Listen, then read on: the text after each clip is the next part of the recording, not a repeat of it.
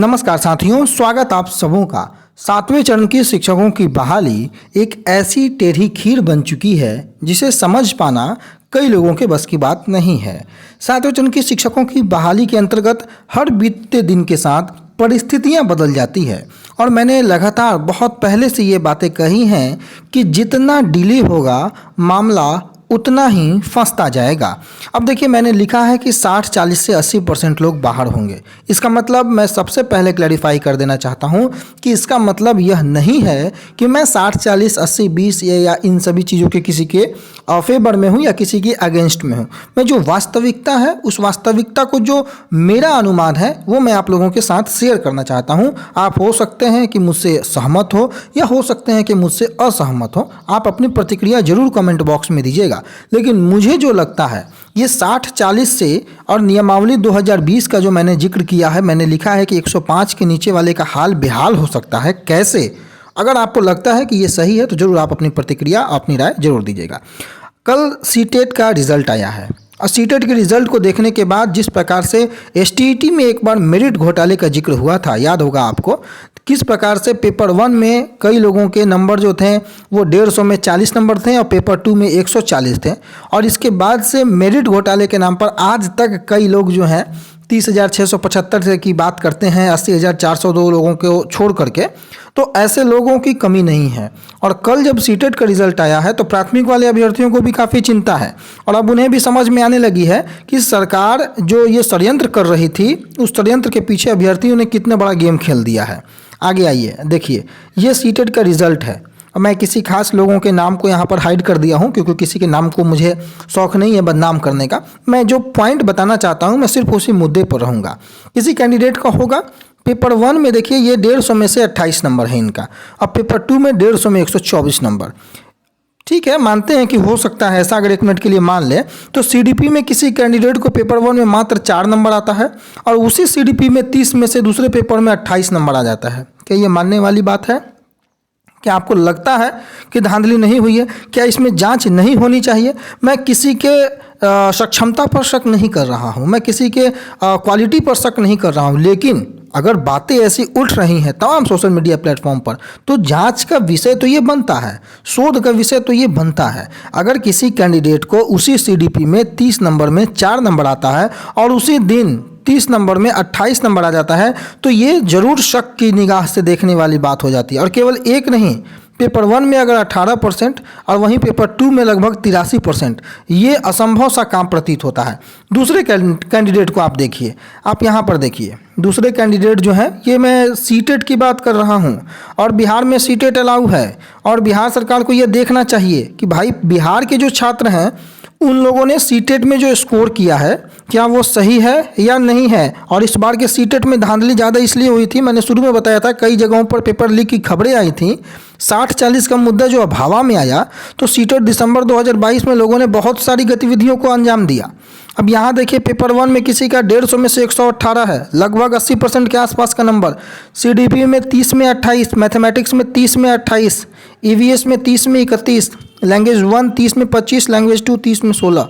और वही कैंडिडेट का पेपर 2 में 150 में मात्र 4 नंबर है, सीडीपी 30 में 4, 60 में सोशल साइंस 0, 30 में 0, 30 में 0। तो ये कैसे हो सकता है? कई लोगों के साथ हो सकता है स्पेसिफिक कोई रीज़न हो, लेकिन ऐसे कई कैंडिडेट हैं दोस्त। आप यहाँ देखिए, कई लोग मात्र अब 30,675 की बात कर रहे हैं कि भाई 30,675 जो मेरिट में आए हैं उनकी बहाली की जाए।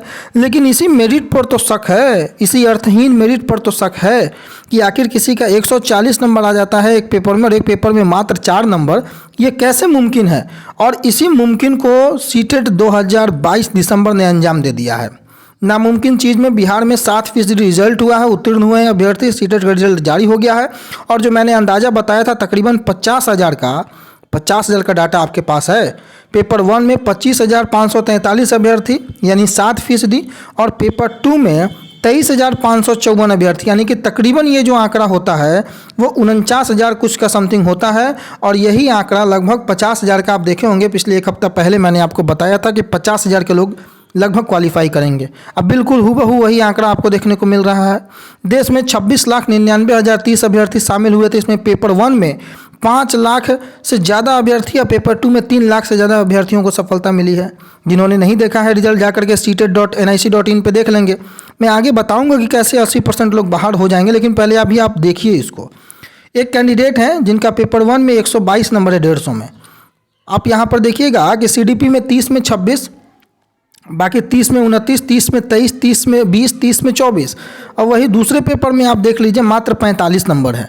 30 में 11, 60 में 15, 30 में 11, 30 में 8। तो शक तो पैदा होता है।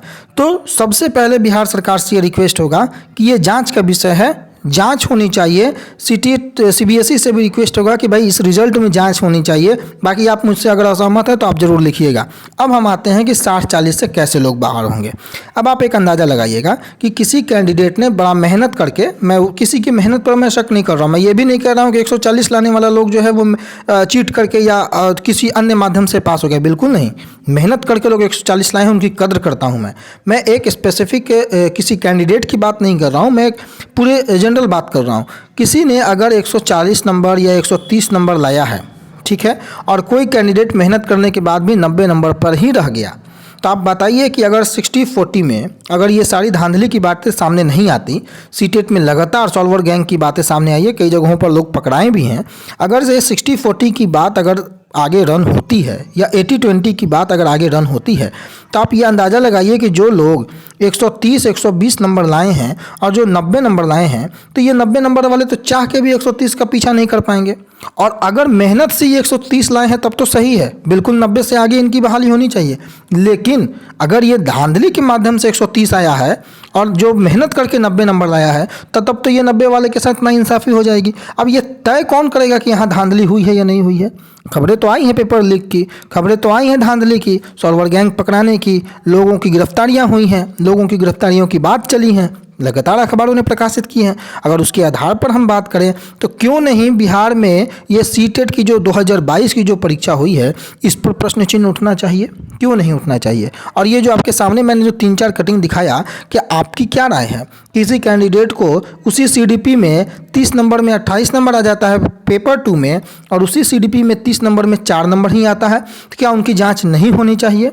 अगर आपको लगता है ऐसा तो आप जरूर इस वीडियो को आगे शेयर कीजिएगा। बाकी 60-40 और 80-20 से हमारा कोई गुरेज नहीं है, उससे हमारा कोई विरोध नहीं है, लेकिन विरोध तब उत्पन्न होता है जब इस सो कॉल्ड अर्थहीन मेरिट के नाम पर लोग आगे 30,675 की बहाली की बात करते हैं। तब तो ध्यान सीटेट वालों को भी रखना होगा कि जब ये सीटेट 2022 अब शामिल हो रहा है, तो उसमें अगर जो मेहनत करके लाया है तो उसकी तो बात ही अलग है। लेकिन अगर एक कैंडिडेट भी किसी अन्य धांधली के माध्यम से पहुंचा है, तो वो तो 60-40 हो, 80-20 हो, अगर जहां टेट स्टेट का मार्क्स का वेटेज अगर मिलने लगा तो वो लोग बहुत आगे जाएंगे और वो उनके मेहनत का फल नहीं होगा। तो क्यों ना जांच हो, जांच के बाद अगर वो सही पाए जाए तो फिर सरकार को जैसे बहाली लेनी है वैसे ले। बाकी इसमें आपकी क्या राय है आप ज़रूर दीजिएगा। मैंने जो भी मुझे ये लगा, कल से सोशल मीडिया प्लेटफॉर्म पर ये चल रहा है, कई जगहों पर मांग हो रही है कि अब बहाली जो है नियमावली 2020 पर जो है की जाए। और नियमावली 2020 बनाई सरकार थी, जरूर कुछ ना कुछ सोच करके सरकार बनाई होगी। नियमावली 2020 जो है वो क्या कहता है, BA + BA डिवाइडेड बाई 2, ये कक्षा 6 से 8 और हाई स्कूल के लिए थी, और 1 to 5 के लिए मैट्रिक से लेकर के BEd तक के अंकों को जोड़ करके बाकी उनके प्रतिशत के आधार पर जो है 4 से डिवाइड करके मेरिट बनाई जाती थी। तो नियमावली 2020 की एक मांगे एक बार फिर से ट्विटर पर, सोशल मीडिया प्लेटफॉर्म पर वायरल हो रही है, मांगे आगे बढ़ाई जा रही हैं। आप इससे कितने सहमत हैं, नहीं सहमत हैं, आपकी अलग सोच हो सकती है, लेकिन बहाली की दिशा में एक बढ़ता कदम सीटेट के रिजल्ट आने के बाद अभ्यर्थी बिल्कुल सकते में है। और जिस तरीके से लोगों ने नंबर प्राप्त किए हैं, लोगों के नंबर सोशल मीडिया पे वायरल हुए हैं, जरूर शक उत्पन्न होना भी चाहिए कि आखिर ये हो क्या रहा है। इसकी जाँच होनी चाहिए कि सही क्या है, गलत क्या है। हो सकता है ये चीज़ें गलत हो सकता है ये चीज़ें सही हो। अगर ये गलत हैं तो भी, सही है तो भी, जांच जरूर होनी चाहिए। अदरवाइज 60-40, 80-20 से जितने क्वालिफाई लोग हैं जो मेहनत करके 90 नंबर, 95 नंबर, 100 नंबर लाए हैं, वो कभी भी 124, 138, 128 के सामने टिक नहीं पाएंगे।